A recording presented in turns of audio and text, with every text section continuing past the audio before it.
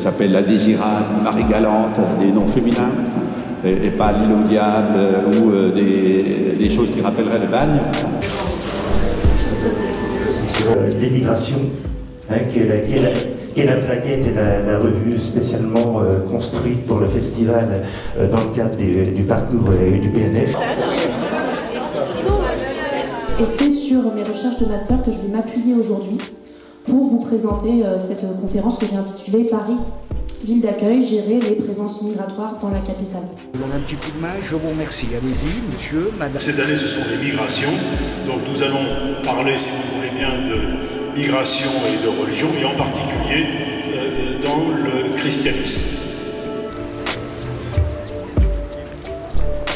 Cet assemblage qui signifie la douleur du nid, c'est-à-dire la douleur du foyer, la douleur de ce lieu qu'on a dû quitter parce qu'il faut partir du nid. Sauf que cette broussaille, elle est près des campements nomades, là où il y a des brouses, et là où les graines ont été, comme les animaux reviennent près des campements nomades tous les soirs, ben, ils ramènent ces graines. Le fait d'être né le 1er janvier, c'est qu'en fait, vous n'avez pas de cadeau. J'y pense pas. Non mais c'est sérieux, rigole pas. Bibliothèque nationale de France, il y a national intitulé, les collections sont nationales, ce qui veut dire qu'elles ne sont pas parisiennes, si je peux résumer les choses ainsi, en tout cas qu'elles appartiennent à chacun d'entre vous, à chacun d'entre nous. Il y a le premier étage de la maison où il habite qui est en train de flamber, donc la responsabilité de l'écrivain, c'est de regarder sa famille en disant ce que je suis en train d'écrire, c'est la conséquence, ça peut être ça, et je suis en train de vous mettre dans un sale cas. Donc ça c'est une partie de la réponse. Co-fondatrice de Mille, c'est la première agence de publicité française et européenne. Vous êtes maman de 5 enfants, féministe convaincue. Vous êtes présidente du conseil d'administration du Musée national de l'histoire de l'immigration.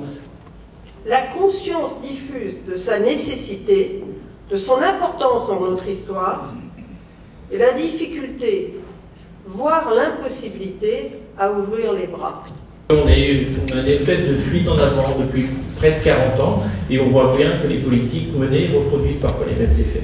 Et donc effectivement, il faut y aller par pédagogie. Je ne parle pas forcément d'ouverture des frontières.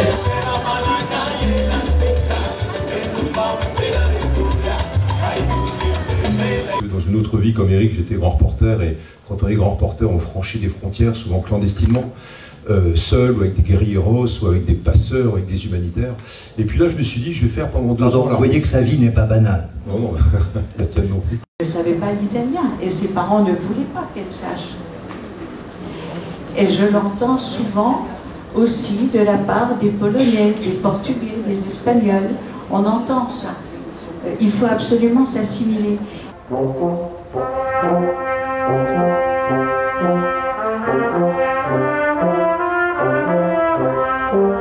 Originaux de beaucoup de grands dessinateurs d'origine étrangère qui ont été de grands dessinateurs, qui sont encore de grands dessinateurs en France, le premier d'entre eux étant, vous le savez tous, Goscinny. Donc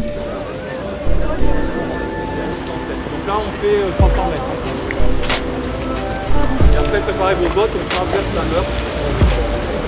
En Espagne, il y avait des zones pauvres, l'Andalousie, tout ça. Les gens ont une fierté. Dans cette vallée, des hommes étaient devenus riches et avaient construit de hautes maisons qui, dans chaque bled, narguaient l'actualité. Ce qui fait qu'il y a eu un grand afflux de migrants et assez rapidement, les autorités italiennes se sont trouvées un peu dépourvues et n'ont pas su très bien les gérer. Et après, les gens qui commençaient à parler, parce que tu vois, quelqu'un était retourné d'Angola, il racontait ça, et l'autre racontait ça, alors tout le monde s'était... Je ne supporte pas le contact, la peau de l'autre, la vôtre, la mienne. Je veux des frontières entre nous que vous ne franchirez que lorsque je serai guéri, c'est-à-dire jamais. Ne me parlez pas.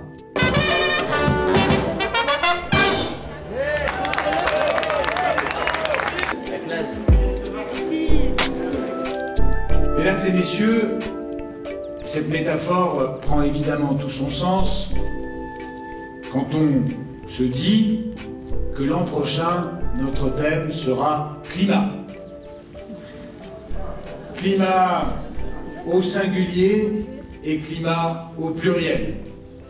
Là aussi, pour prendre du recul sur à la fois les discours catastrophistes, mais aussi les discours qui minorent ce que nous sommes en train de vivre, pour désigner par ce terme à la fois le climat atmosphérique, à la fois le climat géographique, mais aussi ses conséquences dans la manière dont nous vivons dans les terres du monde. Et nous rencontrerons probablement dans ce thème du climat beaucoup de migrations. Même si je sais, cher Gilles, que la question des migrations climatiques est très discutée par les géographes et que souvent les migrations ne sont pas d'abord climatiques ou seulement climatiques. Elles sont socio-climatiques, elles sont culturello-climatiques, elles sont économico-climatiques, mais elles sont rarement seulement climatiques. Nous serons là encore au cœur de l'actualité, au cœur du brasier du monde, et nous chercherons là encore à lui donner un peu de recul, un peu de profondeur, un peu de gravité heureuse. Quant au pays invité, car cette année ce sera un pays et non plus une aire géographique, c'est un pays que nous connaissons bien ici à Saint-Dié-des-Vosges, car nous avons accueilli beaucoup de ses ressortissants, qui gardent un lien fort avec leur territoire. C'est un pays que nous connaissons si bien qu'un ancien trésorier du Festival international de géographie y vivait la moitié de l'année, sans que pour autant nos finances soient bien tenues. Le Portugal, qui sera donc l'invité de ce festival et où les questions climatiques se posent, vous le savez, là aussi, avec beaucoup d'acuité. Il suffit de penser aux incendies qui l'ont ravagé récemment pour le comprendre. Je dis très simplement, 30 ans de festival, la vie ne s'arrête pas, la vie commence. Bravo, merci.